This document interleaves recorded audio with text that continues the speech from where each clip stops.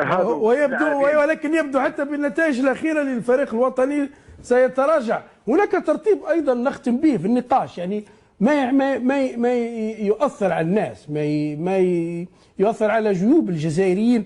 صحيفة الخبر تقول أن أجور الجزائريين الأضعف بين الدول العربية، دعنا نضع جانبا دول الخليج، يعني حتى أجور الجزائريين أضعف.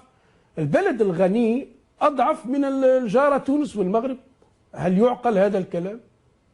والله خويا جمال اسمح لي، والله لم اسمع مليح. طيب في تقرير صحيفة الخبر تقول، وهنا كمان ربما مقارنات بسيطة خاصة ربما بمهن معينة، تعليم مثلا، الأجور الجزائريين أضعف من الجارة تونس والمغرب. الجزائر بلد غني وأجور ضعيفة، وأنه تكلفة المعيشة أعلى بالنسبة للجزائري، للموظف الجزائري. شيء انا اعطيك شيء اخر محير.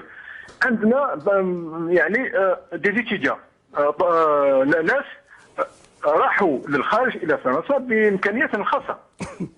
طلاب الدوله الجزائريه تسمح بتحويل مبلغ 9000 دينار جزائري، يعني ما يقارب 80 اورو شهريا، في حين يعني وزير يذهب الى الخارج، المهام تكلفه المهام تقريبا 5000 اورو. شوف هذاك الفرق ما بين 80 اورو و5000 اورو، يعني الوزير اللي يذهب لكريت ميسيون لما يذهب الى الخارج.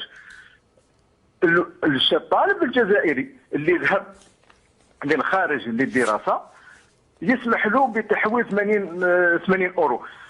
السائح الجزائري لما يروح مره في السنه فقط 130 تقريبا، ما يقارب 130 اورو، مقارنه بتونس اللي ما عندهاش نفط 2600، مقارنه بالمغرب اللي ما عندهمش نفط كذلك. وبالتالي المستوى المعيشي، انا ذهبت الى المغرب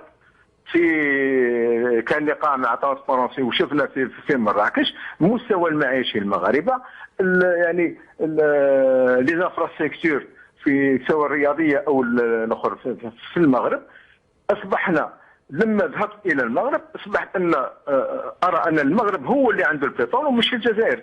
لما نتجول في الجزائر والطرقات واحوال حاله الطريق والبنايات وكلش، نتساءل اين ذهبت هذه الفلوس اللي يقولوا 750 او 800 مليار في 15 سنه. شكرا.